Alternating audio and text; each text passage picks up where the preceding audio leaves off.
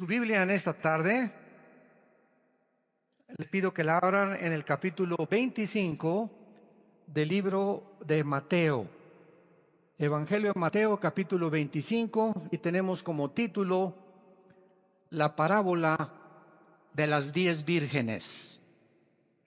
La parábola de las 10 vírgenes. Mateo, capítulo 25, versículos del 1 al 13. Entonces es Jesús hablando: el reino de los cielos será semejante a 10 vírgenes que, tomando sus lámparas, salieron a recibir al esposo. 5 de ellas eran prudentes y 5 insensatas. Las insensatas, tomando sus lámparas, no tomaron consigo aceite. Mas las prudentes tomaron aceite en sus vasijas juntamente con sus lámparas. Y tardándose el esposo, cabecearon todas y se durmieron. Y a la medianoche se oyó un clamor: aquí viene el esposo, salgan a recibirle. Entonces todas aquellas vírgenes se levantaron y arreglaron sus lámparas. Y las insensatas dijeron a las prudentes: denos de vuestro aceite, porque nuestras lámparas se apagan. Mas las prudentes respondieron diciendo: para que no nos falte a nosotras y a vosotras, id más bien a los que venden y compren para ustedes mismas. Pero mientras ellas iban a comprar, vino el esposo, y las que estaban preparadas entraron con él a las bodas, y se cerró la puerta. Después vinieron también las otras vírgenes diciendo: Señor, Señor, ábrenos. Mas él respondió y dijo: de cierto os digo que no os conozco. Velad pues, porque no sabéis el día ni la hora en que el Hijo del Hombre ha de venir. Damas y caballeros, iglesia de Dios y familia de Dios, nadie puede tener ahorita en el mundo, y no solamente en el área cristiana o la dimensión cristiana, sino también en el área política, artística, deportiva, etcétera, etcétera, nadie tiene alguna duda que el mundo se encuentra enfermo, que están sucediendo cosas en el mundo aparentemente inexplicables, y que existe un espíritu de estrés, de incertidumbre. Como dicen en mi rancho, el miedo no anda en burro. Hay un temor impresionante en la gente y preguntándose todos: ¿qué pasará? Ahora que acaba de suceder este terremoto aquí en la Ciudad de México, hemos visto de qué forma los ciudadanos mexicanos han respondido y de qué forma como que las tragedias nos unen. Como que en ese momento ya no ves si es negro, si es amarillo, si es blanco, si es del PRD, si es del PRI, si es del PAN, ¿verdad? Yo nunca vi a los topos o a este grupo de personas que sacaban personas de los escombros diciéndole: oye, ¿eres del PRI o del PRD?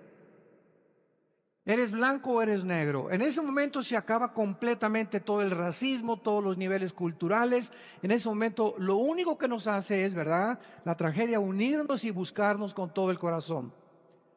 Anteriormente en la ciudad de Houston hubo una inundación impresionante con el huracán Harvey.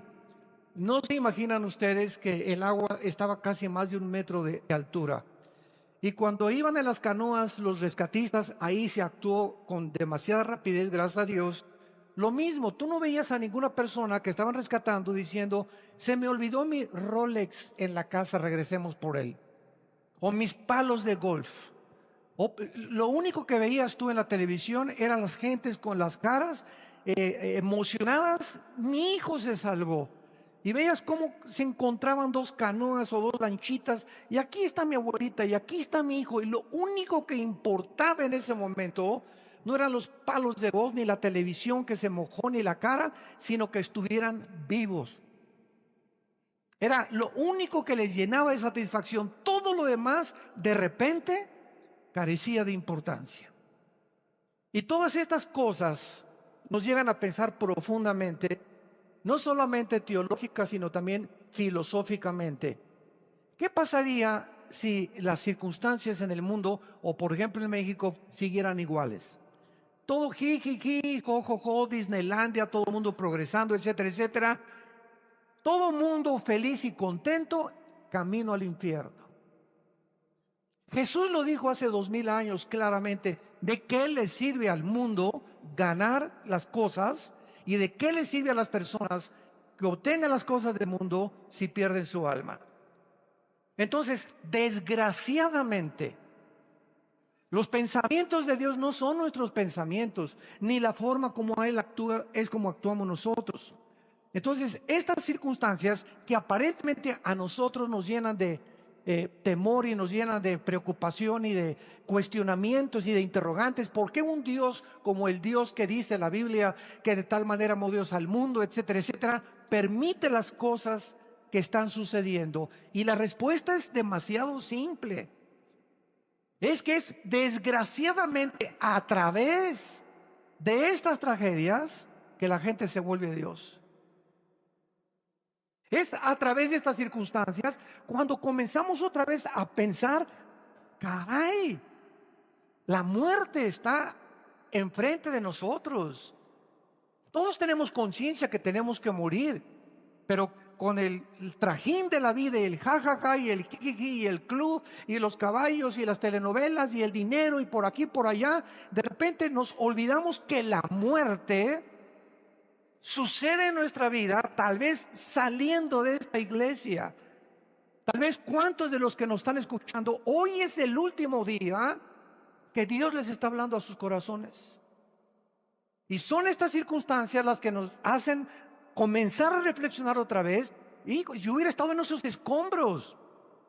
¿Cuántas miles de personas o las que se han encontrado en los grandes terremotos de más de 500, 2000, 5000 personas se fueron a la cama, se durmieron creyendo que iban a amanecer? Habían checado a las 6 de la tarde en el hospital y le dijeron: usted está sano, usted tiene una buena dieta y usted pura alimentos orgánicos come y bebe y muchos alimentos y se cuidan también haciendo ejercicio y el agua, y nada de eso está mal. Pero de repente nos damos cuenta que aunque tengamos la mejor salud del mundo, la muerte nos llama a casa en el momento más inesperado. Esto nos hace reflexionar a nosotros que seguimos en este mundo vivos, considerar qué es el cristianismo, porque las iglesias, escúchenme, las iglesias cristianas evangélicas en el mundo entero están llenas de personas no salvas, que creen que por ir a la iglesia tiene la salvación y son las que se van a llevar el susto de su vida, como la parábola que vamos a continuación a desarrollar. En esta parábola el Señor Jesucristo nos advierte la importancia de permanecer velando, diario, continuamente, no solamente el domingo. La vida cristiana es una relación personal, viva, orgánica con alguien que vive, que es Jesús. Y si tú no tienes esta relación diaria, viva, orgánica con Jesucristo, aunque el domingo vayas a alguna iglesia o tengas alguna religión, ¿qué susto te vas a llevar? Y esta es la parábola precisamente que Jesús ha descrito para que comencemos a prepararnos y a considerar realmente qué es la situación o en qué situación me encuentro. Dado que las circunstancias son inesperadas y que puedo morir saliendo mañana, un ataque al corazón, una embolia cerebral, un balazo, un accidente, un temblor, me cae una losa arriba de la cabeza, una inundación, de muchas formas, pero todos tenemos que morir. Tenemos que considerar, mientras estamos vivos, si realmente tenemos la salvación. Esta parábola es también un retrato dramático de lo que le sucederá a los cristianos que se decían cristianos y no lo eran. Y pertenecían al coro, pertenecían a la alabanza, pertenecían a diáconos, pertenecían a la seguridad, pertenecían al grupo de oración, pertenecían afuera, eran pastores, eran obispos, eran lo que tú me quieras llamar. La iglesia está llena de personas que no saben ni han entendido lo que es el cristianismo. Y en este es un retrato que Jesucristo nos da. Vamos a ver a continuación y a identificar los protagonistas. El esposo está mal traducido. Si lo quieren ustedes corregir en sus Biblias, es la palabra numpíos, con N de Nancy, U, M de mamá, P de papá, H, I latina, O, S de Samuel. Numpíos, y es el novio. Entonces, siempre que se traduce esposo en el Nuevo Testamento, está mal, porque Jesucristo no es todavía nuestro esposo. Vamos a demostrarlo a través de varios versículos en este momento. Entonces, el novio aquí es el Señor Jesucristo. Las vírgenes prudentes son los verdaderos creyentes, los que tienen la salvación y están seguros de su salvación. Las vírgenes insensatas son los falsos creyentes, los cristianos que han ido a la iglesia y han ido a muchos estudios, pero nunca han sido regenerados, nunca nacieron de nuevo, nunca entendieron que era realmente que la necesidad más importante para asegurarnos de que pertenecemos al reino de Dios es el arrepentimiento. Y las iglesias, de acuerdo a una estadística que hicieron allá en Latinoamérica, más del 60% de las personas que van a las iglesias ni siquiera oyeron ni les predicaron nunca que tenían que arrepentirse. ¿Qué es eso del arrepentimiento? Pues ya no dejo de fumar, ya estoy arrepentido. Ya no dejo las drogas, pues ya estoy arrepentido. Y ya dejé a mi amante, ya estoy arrepentido. El arrepentimiento, lo explicábamos ayer en la conferencia en el World Trade Center, en el desayuno que tuvimos. El arrepentimiento es fácilmente ilustrado de esta manera. Es ir caminando en un camino equivocado. Y de repente Dios te habla, te ilumina el entendimiento, te dice vas mal, estás a punto de pasar la luz amarilla, si se prende la roja, vas a destruir tu vida y tu familia. Y en ese momento el arrepentimiento no es una vuelta de 90 grados. Porque mucha gente dice, bueno, el arrepentimiento es ya no voy a fumar, ya no voy a tomar, ya no voy a adulterar, etcétera, etcétera. Aunque hagas muchas buenas cosas, y hay que dejarlas desde luego con el poder de Dios, no es el arrepentimiento. El arrepentimiento es, reconocer todas estas cosas, pero es un giro de 180 grados. Que no solamente dejas de hacer esas cosas, sino que te vuelves a Dios. Porque ¿de qué te sirve dejar lo que tú estás haciendo? En este caso, los mormones nos ganan porque ni café toman. Entonces, hay muchísima gente más moral en ese sentido que los mismos cristianos, que ni café toman, ni Coca-Cola, olvídate, no, solo el diablo toma Coca-Cola. Pero si tú no te vuelves completamente a Dios, porque si tú dejas de hacer esas cosas, bueno, Alcohólicos Anónimos es una institución muy altruista y te quita el alcohol. Marihuanos Anónimos, Neuróticos Anónimos, etcétera, etcétera, ayudan a dejar muchas cosas.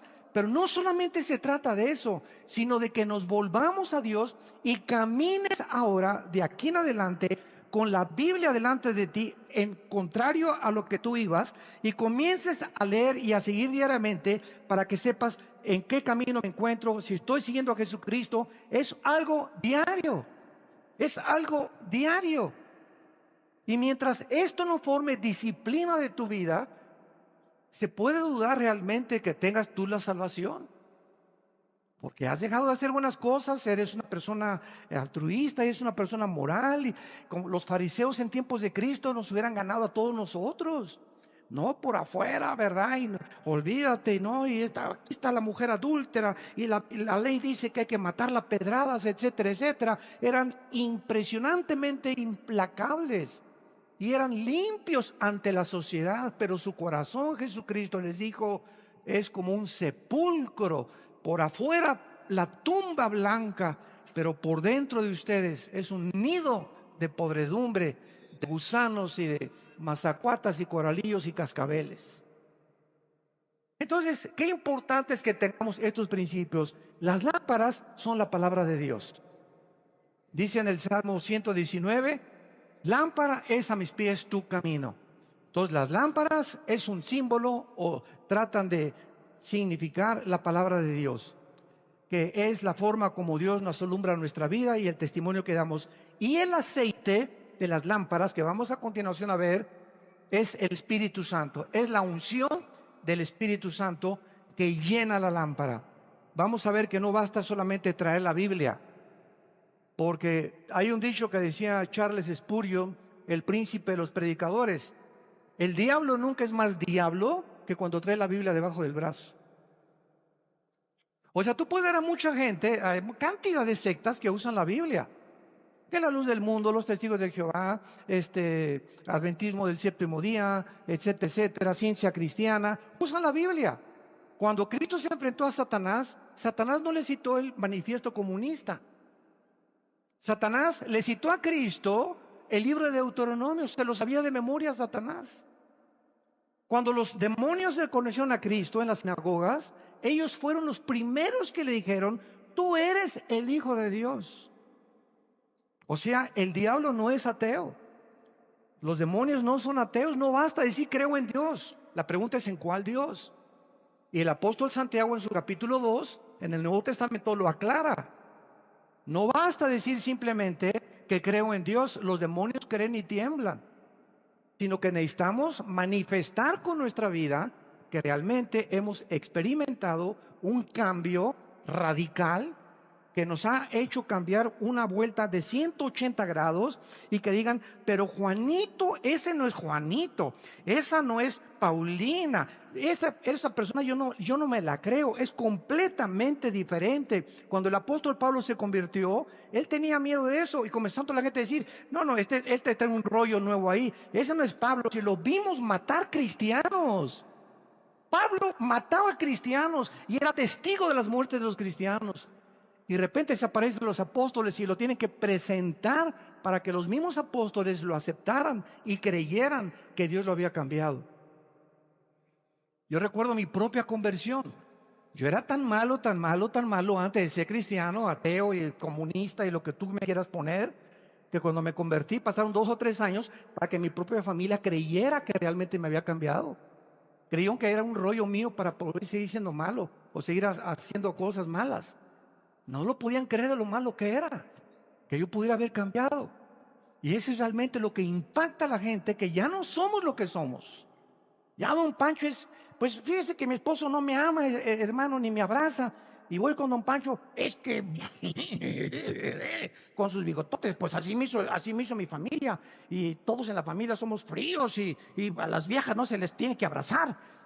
Me respete nada más y que esté sometida a mí. Oiga, don Pancho, le tuve que decir: es que si usted no cambia después de recibir a Cristo, y si su papá sí lo enseñó, y usted fue frío antes de recibir a Cristo y no abrazaba a sus hijas ni abrazaba a su esposo, si usted no experimenta un cambio en su vida, no es mentira su conversión.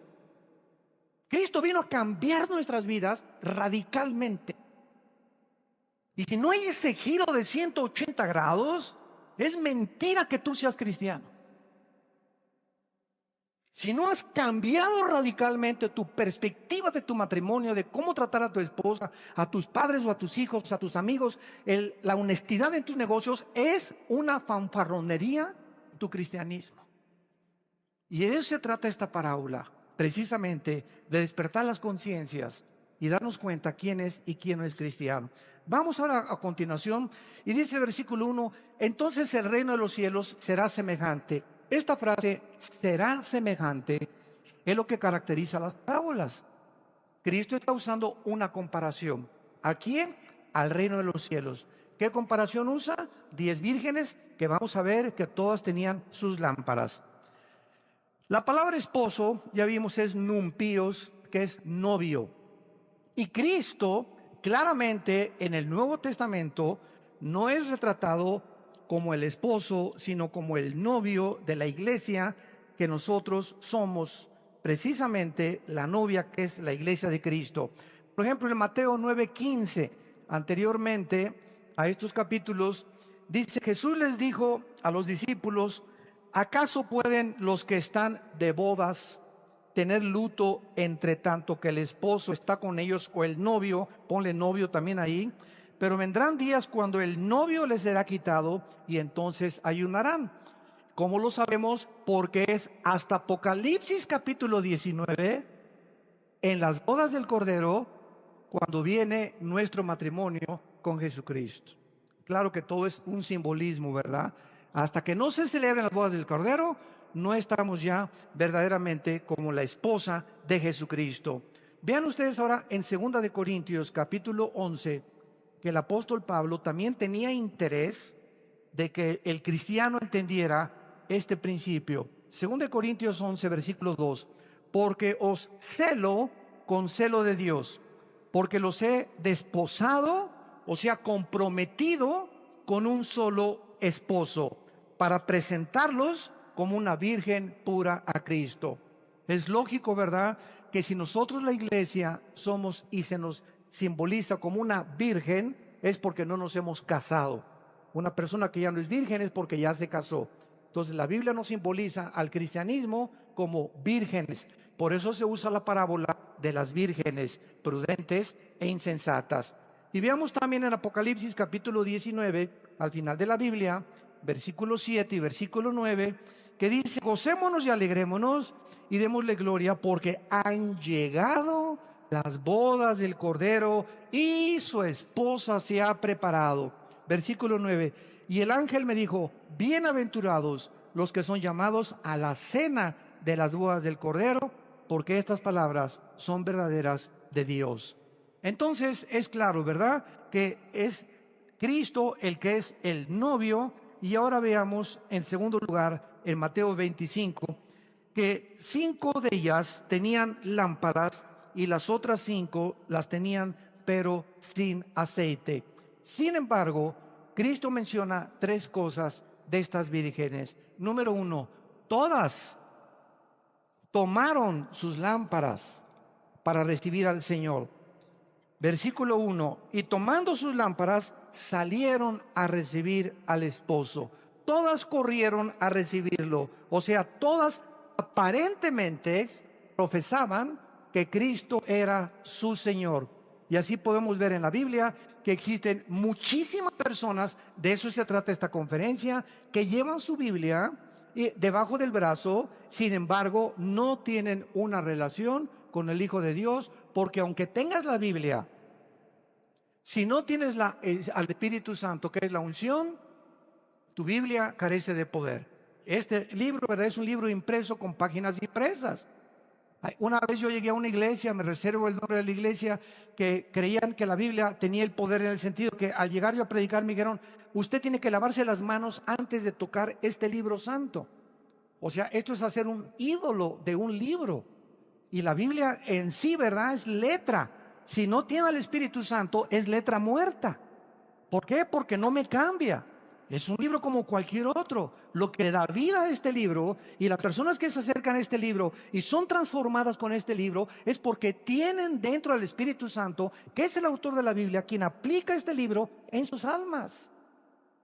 Pero si tú vienes con un doctorado en ciencias políticas y en filosofía y letras, y te dan el premio Nobel de astrofísica, a la Biblia, sin el Espíritu Santo, por más inteligente y más intelectual que seas, no va a cambiar tu vida mientras tú no te rindas a lo que dice la Biblia, que aceptes a Cristo como tu Salvador. Entonces estas vírgenes, aunque tenían todas las Biblias, dice el versículo 2 y 3, 5 de ellas eran prudentes y 5 insensatas. La palabra prudente es la palabra griega pronónimos, que significa precavido, alguien que se anticipa antes de hacer algo, calcular, pensar antes de actuar, no actuar impulsivamente. Una persona que actúa impulsivamente: pues vamos a comprar ese carro. Espérame tantito, te dice tu esposa, vamos a hacer cuentas, vamos a ver si pagamos el gas, la luz, etcétera, etcétera. No, yo quiero comprar este traje y quiero comprarme este reloj. Todas las personas que actúan de esta manera, sin antes haber tomado en consideración lo que van a gastar o lo que van ellos a invertir, sin haber considerado y haber calculado las cosas, son las personas que son lo contrario a prudentes. Son personas impulsivas, son personas que actúan inmediatamente por sus emociones. Vamos a comprar este viaje ya inmediatamente. Espérame tantito, todo lo que hagamos, seamos prudentes. Y dice Cristo en Mateo 10, como las serpientes. Se usa a las serpientes, a las víboras, como el ejemplo de la prudencia. ¿Y saben por qué? No hay un solo animal, una sola hormiga, un solo zancudo, una sola mosca que no tenga algo que enseñarnos de la sabiduría de Dios, porque toda es la creación de Dios. Y las víboras son reptiles que cuando está el ratón, ellas calculan de una forma impresionante la distancia, de una forma maravillosa en su mente, en su cerebro que tienen, la distancia que tienen y el momento oportuno en que tienen que saltar, y el 99.9% de las veces nunca fallan para atacar a sus víctimas. De la misma forma, Jesucristo dice a las muchachas: mira, ahí está, se parece a John Travolta, ¿verdad? ¿Verdad? No le brinques, calcúlalo, examínalo, rodéale, dale la vueltecita, tráelo a tus pastores para que lo verifiquen, tráelo para, examínalo, no brinques, no tomes una acción. Ese carro qué bonito está, ese reloj qué bonito está. No brinquemos impetitivamente, calculemos la distancia, calculemos lo que tengamos, pensemos en otras cosas 3 veces antes de tomar una decisión.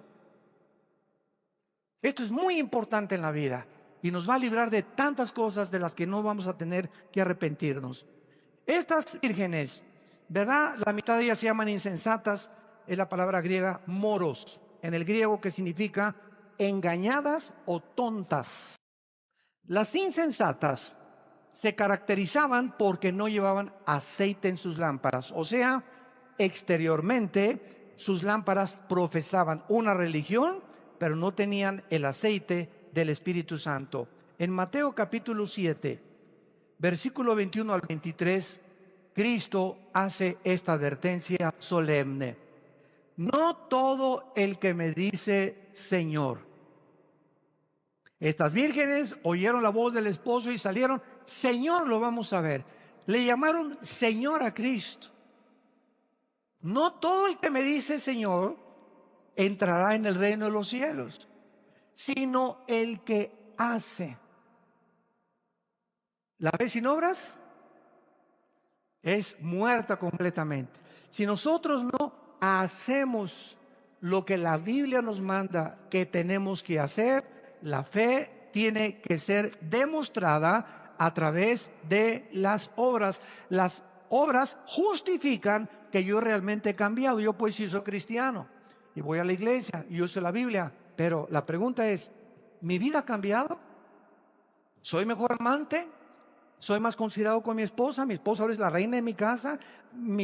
Ya les pedí perdón a mis padres de todo lo que les hice. En mi trabajo ya cambié, ya no soy el que no avanza, no tranza. Ahora ya no doy mordidas, ahora ya soy honrado. Ahora estoy dispuesto a perder hasta mi trabajo si me exigen que participe de la corrupción. Cuando hay ese cambio radical en tu vida, donde tu misma esposa, tus hijos, tus padres, tus amigos, tus hermanos se dan cuenta que ya no eres la persona que eras hace una semana o 2 semanas, es cuando realmente se puede decir que Jesús está en tu vida. No antes. Tiene que haber una revolución completa dentro de nuestro corazón.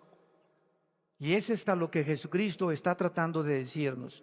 En el libro de Judas, que está antes de la Biblia, antes del Apocalipsis, Judas, la epístola de Judas, versículo 19, dice: estos son los que causan divisiones, los sensuales que no tienen el Espíritu. Y aquí Judas es una carta escrita para los que entran a las iglesias en el mundo entero, y en todas las iglesias hay esta clase de personas: murmuradores, chismosos, chismosas, hablando contra el pastor, y si esto por acá, y si esto por allá. ¿Por qué es esta actitud la que tienen? Porque son sensuales, están manejados por la energía de la carne, no tienen al Espíritu, todavía no han aprendido a amar la obra de Dios. Y cuando actúan con motivos equivocados, para su gloria, para su ego. Pues si no lo reconocen, se van de la iglesia. Si no me aceptan, es que no se han fijado que soy el papucho de papuchos. ¿Cómo es posible que no me hayan hecho pastor o pastora? ¿O por qué no me han...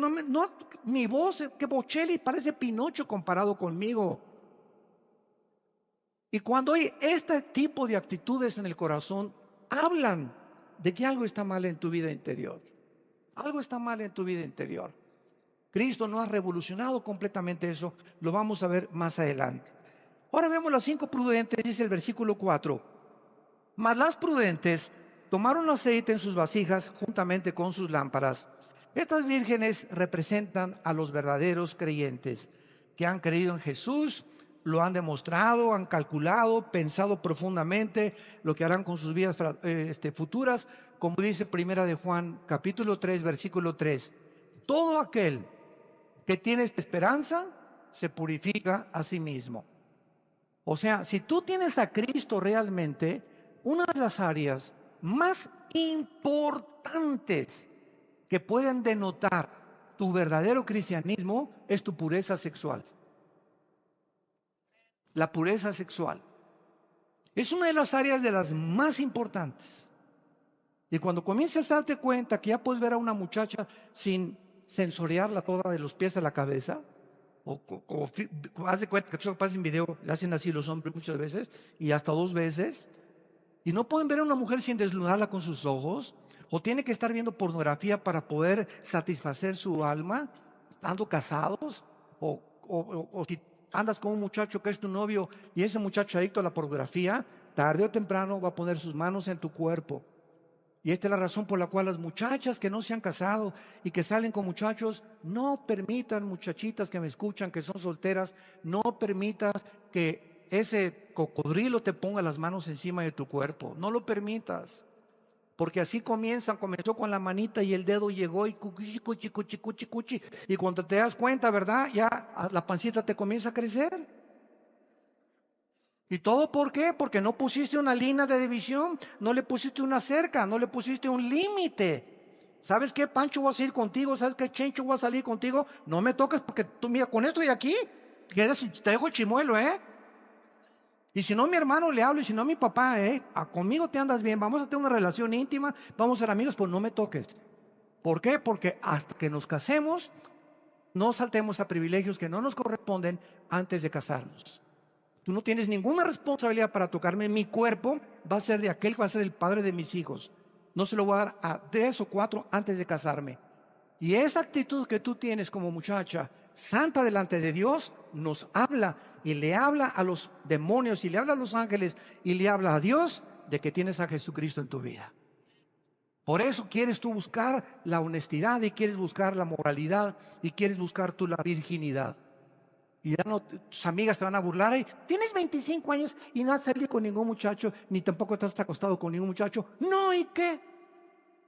Me dan lástima a ustedes, ¿verdad? ¿Por qué? Porque prefiero morirme virgen a poder violar el mandamiento a mi padre, que me prohíbe: no tendrás sexo ni inmoralidad antes del matrimonio. Estas cosas son las que comienzan a concientizarnos verdaderamente de que realmente hay un cambio en nuestra vida. Buscamos la pureza sexual. En el versículo 5 encontramos que Cristo menciona algo interesante. Va a haber una larga espera antes de que Él venga, y tardándose el esposo.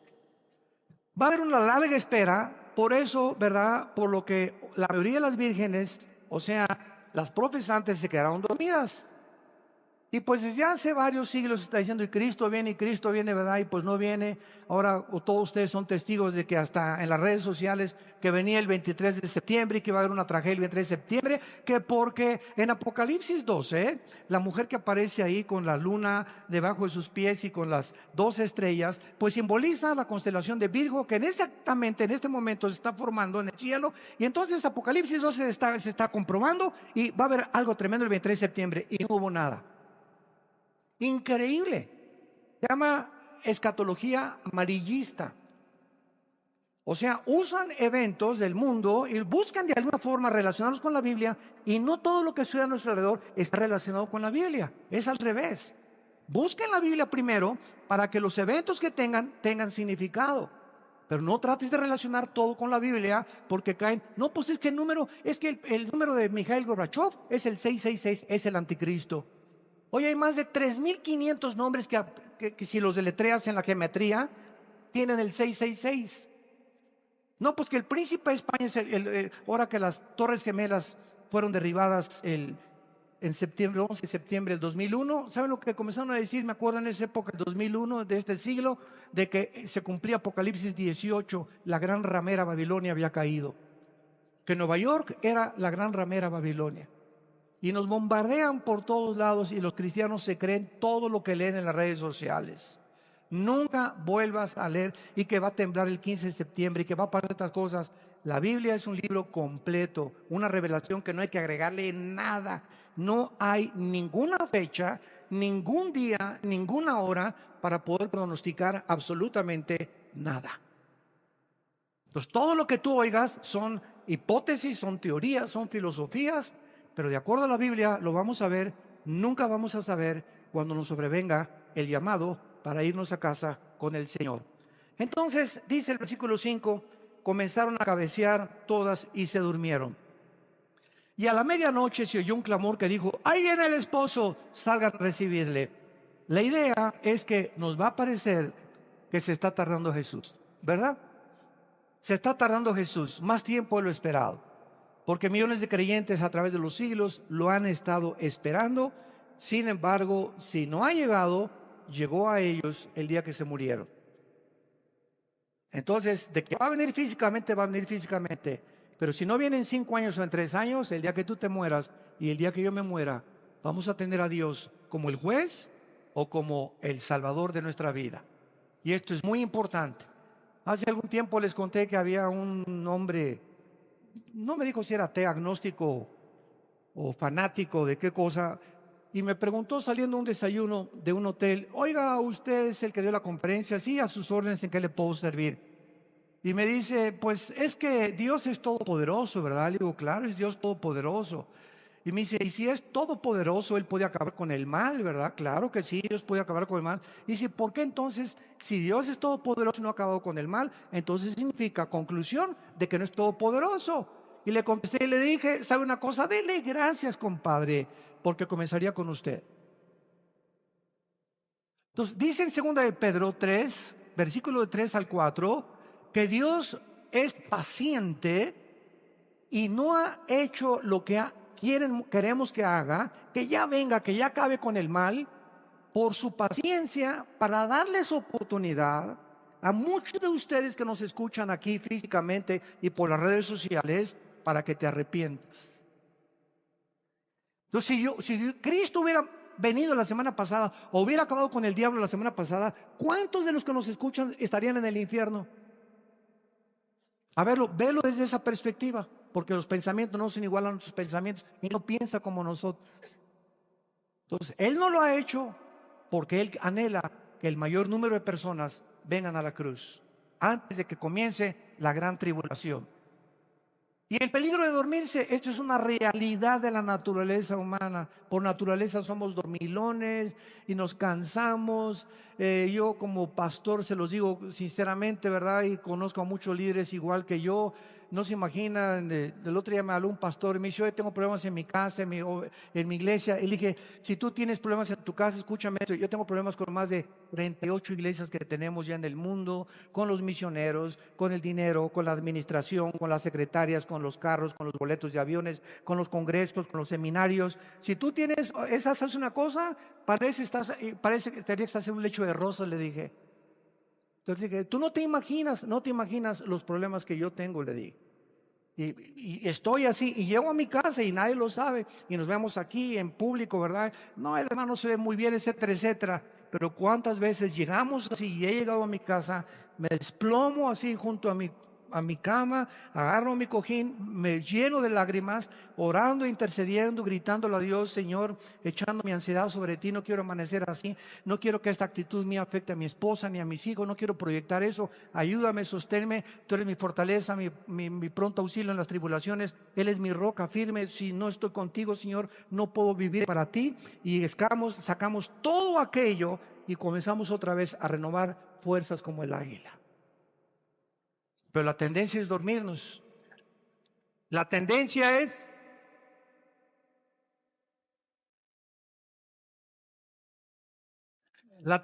llegar así. A lo mejor sus problemas son diferentes, pero si tú llegas a un estado en tu vida que ya no aguanto, ahí está la toalla. se oye un coro arriba del diablo, alabío, alabao, alabim, bomba, túpanle, más recio, ra, ra, ra. Y se te viene una parvada como de abejas africanas de demonios a atormentarte.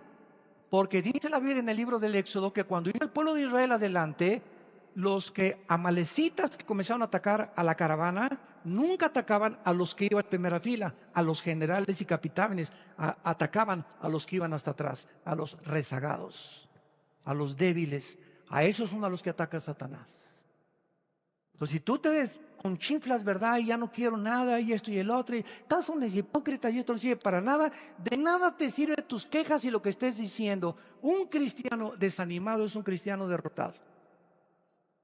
No permitan, santos de Dios, nunca el desánimo. Estamos atribulados en todo, pero no desesperados. Estamos perseguidos, pero no desamparados. En problemas, pero nunca que la angustia se apodere de nuestra alma. Nunca llegues a un rincón en tu vida, ya no, como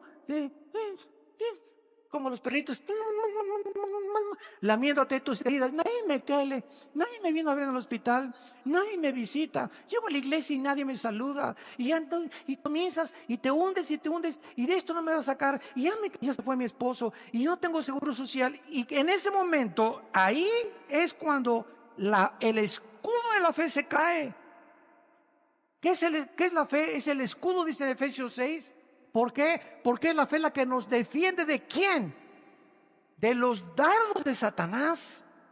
¿Y cómo ataca Satanás? Con pensamientos. Precisamente, eres una desdichada, nunca te vas a volver a casar, te vas a quedar sin esposo, te vas a quedar sin novio, te dicen la Betty la fea, bla, bla, bla, bla, bla, bla, bla. Y tú, sí, amén, amén, amén, amén.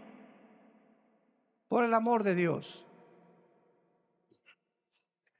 ¿Se dan cuenta ustedes al estado en que podemos llegar? Es en ese momento cuando nos abandonamos a nosotros, cuando caemos en incredulidad, que se viene contra nosotros el enemigo con todo lo que da. Y tu estado comienza a ser peor, 5 veces peor que el primero.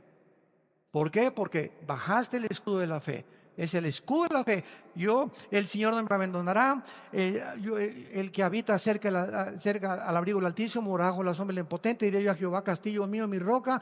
Y comienzas en ese momento de desesperación. No me importa en qué mi hija se fue, mi hijo se fue, perdiste el trabajo. En cualquier momento en que nos sintamos arrinconados, sin fuerzas para salir el panorama oscuro, confiesa la palabra de Dios. Él es mi Señor, Él es mi roca, tú eres mi ayuda, mi fortaleza, nunca me dejarás, nunca me desampararás. Y mientras comienzas a hablar, algo misterioso en el reino espiritual sucede en la dimensión invisible. Cuando hablamos la palabra de Dios con fe, se comienzan a despejar así las nubes y los demonios comienzan a irse. Mi cerebro comienza a pensar más claramente y comienzo a entender claramente su voluntad, porque mientras no estemos despejados, el Espíritu Santo no se comunica a nuestro espíritu. Acuérdate de eso. Nuestra mente tiene que estar despejada para que podamos discernir la voz del Espíritu Santo.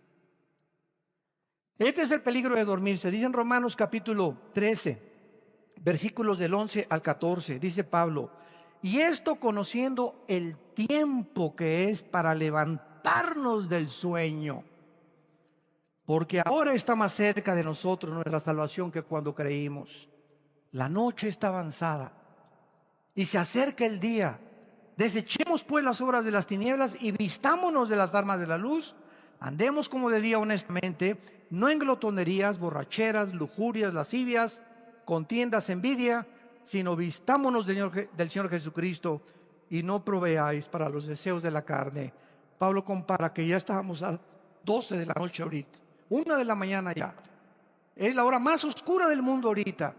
Es cuando más confusión hay ahorita, política, filosófica, artísticamente, económicamente. Nunca el mundo ahorita en el siglo XVII, que nos encontramos en el siglo XXI, en el año 2017, nunca he visto tanta confusión filosófica, religiosa, política, económica, como en el año que estamos viviendo.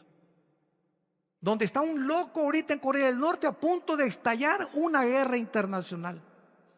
Con toda la economía y con todos los internets y con todas las iPads y con todos los iPhones, iPhone 5, 6, 7, 8, quién sabe hasta qué número va a llegar.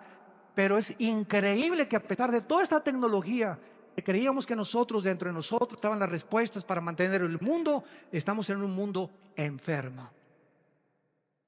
Un mundo completamente contaminado porque hemos abandonado al Dios de la Biblia. Y finalmente viene la invitación a recibir al novio, versículo 6, se oye entonces la voz, a la medianoche salgan a recibirle, se levantaron, arreglaron sus lámparas, y las insensatas dijeron a las prudentes: denos de nuestro aceite, porque nuestras lámparas se apagan.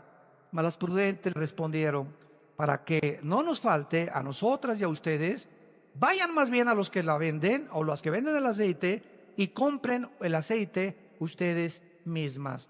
Esta voz de que se oye el esposo es la voz de Primera de Tesalonicenses 4:16, el arrebatamiento de la iglesia, porque el Señor mismo, con voz de arcángel y con voz de trompeta, descenderá del cielo, y esa voz nada más la vamos a oír lo que teníamos el aceite en la lámpara con la unción del Espíritu Santo.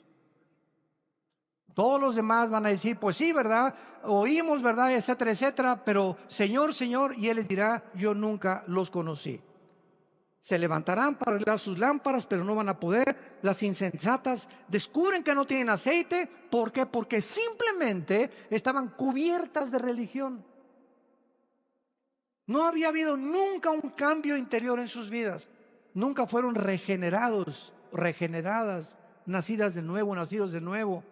Solamente tenían el manco del catolicismo: soy de la Iglesia Nueva, soy mormón, soy testigo de Jehová, soy bautista, soy presbiteriano, soy nazareno. Es lo único que tenían, el título, pero dentro de la botella no había nada. Y cuando venga Cristo no va a estar viendo a ver los bautistas, los nazarenos, los evangélicos. Cuando Él venga, lo único que le va a interesar es lo que está dentro de la botella. La esencia, el espíritu que nos ha transformado y que nos ha revolucionado a todos nosotros. Y finalmente las prudentes, dice el versículo 9, entonces estaban preparadas, sus corazones purificados y santificadas. Pero esta salvación, lo vemos claramente, que cuando comenzaron a pedirles: denos de su aceite, es que espérame tantito, la salvación es individual. Es que mis papás me dan otra religión. Mira, tus papás no van a pagar la condenación por tu vida cuando Cristo venga. Si tu papá fue mormón, tu papá fue budista, tu papá fue musulmán, y Cristo te abre los ojos, es para que regreses a esa casa de donde tú vienes y seas una luz y comiences a mostrarles que se encuentran en un camino equivocado, con amor, con paciencia, con perseverancia y con prudencia. Pero no se puede decir: es que dame tu salvación en ese momento, o a la hora de la ambulancia, cuando ya me llevan al hospital. Jesucito mío, mi dulce compañero, me desampara noche de día. Entra en mi corazón, Jesús. Y eso sería burlarnos de Él, porque Dios sabe perfectamente bien que dice: cuando oiga su voz, ¿cuándo lo estás oyendo? Ahorita estás escuchando su voz a través de la Biblia. Cuando oigas esto, no te endurezcas. Ahorita te sales, te vas a las tortas, a los tacos aquí de chile relleno ahí en la esquina, te vas a tu casa, etcétera, etcétera, en la noche, y se te olvidó todo lo que hablamos, porque en este momento tú dijiste: lo voy a pensar y lo voy a hacer mañana. Y mañana viene otra temblorina y te cae un ladrillo arriba en la cabeza. Y te perdiste para siempre, ya no hubo oportunidad. Tú creíste que lo voy a pensar mañana o pasado mañana. Cuando oigas su voz, no te endurezcas. Hoy es el tiempo en el que tú tienes que tomar una decisión, en esta misma hora que Dios te está hablando. Vino el esposo, 3 palabras poderosas nos garantizan el regreso de Cristo. Vino el esposo. Jesús lo dijo: vengo, Apocalipsis 22, y mi galardón conmigo para recompensarlos según sus obras. Las insensatas se quedarán. ¿Por qué? Porque comenzaron a decirle: Señor, Señor. Y Jesús les dijo: no las conozco, no sé quiénes son ustedes. Y dice Juan 10, Dios conoce a sus ovejas. Cristo conoce quiénes son sus ovejas. ¿Quiénes son sus ovejas? Las que oyen la voz del pastor. Es que yo dije que era cristiano, pero ¿cuántas veces me habló Jesús a través de la Biblia y no le hice caso? Oí la voz de Friedrich Nietzsche, oí la voz de Bertrand Russell, oí la voz de Walter Mercado, oí la voz de los gurús, oí la voz del psicólogo, oí la voz del psiquiatra, oí la de ese deportista, de esa cantante famosa, pero nunca reconocí la voz de mi pastor. ¿Por qué? Porque aunque yo me decía que era cristiano, no tenía el Espíritu Santo que me capacita para reconocer, sintonizarme, no con la charrita del cuadrante, sino con la voz donde está en el FM que yo necesito oír. Estamos llenos de aquí, ¿verdad?, de ondas por todos lados. La voz de Nietzsche, de ateísmo, agnosticismo, ateísmo, nazismo, fascismo. Estamos rodeados de filosofías, de darwinianismo, de que venimos del chango, etcétera, etcétera. ¿Cuál vas a oír? ¿Cuál es la voz que vas a escuchar finalmente? Y solo hay un camino, una verdad y una vida que se llama Jesucristo. Y esa es la voz a la que cuando Él venga te va a decir: no todos que me digan Señor, porque yo conozco mis ovejas, y si fueras mi oveja, me hubieras obedecido. Pero no me obedeciste, porque simplemente no era mi voz la que tú estabas escuchando. Velad pues, dice el versículo 13, porque no sabemos el día y la hora en que el Hijo del Hombre vendrá. Y en el versículo capítulo 25 de aquí de Mateo, versículo 42 en adelante, Él dijo estas palabras. Mateo 25, versículo 42. Porque tuve hambre y no me diste de comer, y tuve sed y no me diste de beber. Velad pues, porque no sabéis a qué hora ha de venir el Señor. Pero sabed esto, que si el padre de familia supiera a qué hora el ladrón habría de venir, velaría. Si tú supieras a qué horas habría de temblar, ¿qué harías? ¿Se imaginan? ¿Qué haces? Te preparas, ¿verdad? Y no te quedas ahí. Bueno, precisamente como no sabemos, tenemos que estar preparados. Si supiéramos cuándo viene Jesús, nos prepararíamos. Pero como no sabemos cuándo viene, esto es diario. Porque puede ser hoy la última vez que Dios nos hable y que Él pueda venir en la madrugada, hoy a las 6, a las 4, o no amanezcamos mañana. Versículo 44, por tanto también ustedes estén preparados, porque el Hijo del Hombre vendrá a la hora que no pensáis. La pregunta en esta mañana a tu corazón es: ¿estás tú preparado para encontrarte con tu Dios? Ahora que estuve en Bogotá, tuve el privilegio, ¿verdad?, de que fueron allá. Es muy diferente la política que aquí en México. Allá los senadores, los diputados van a las reuniones cristianas y no les da vergüenza, desde luego, los que son cristianos. Esta vez llevaron, ¿verdad?, a un político muy importante, y tuve la oportunidad de platicar con él. Y una de las cosas que yo le pregunté cuando me dijeron que era cristiano, esta pregunta te la hago a ti ahora.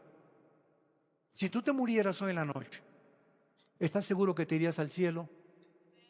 Algunas personas que les hice esta pregunta ahí en Bogotá se quedaron calladas y me dijeron: no, no lo sabemos, no somos lo suficientemente buenos. Inmediatamente supe que no eran cristianos. Porque el cristiano es la persona que dice: sí, estoy seguro que me voy al cielo, no porque sea bueno, no porque haya hecho muchas buenas obras, sino simplemente porque alguien en una cruz pagó por mis pecados. Y gracias a lo que ese hombre hizo, por la gracia estoy eternamente agradecido. Y si entro al cielo, no va a haber nada de lo cual me merezca. Voy a entrar como un regalo que Dios me otorga, como la salvación.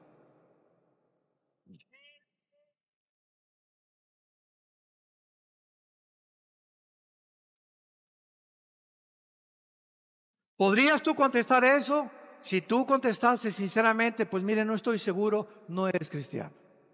No tienes la salvación, no tienes la seguridad de tu salvación.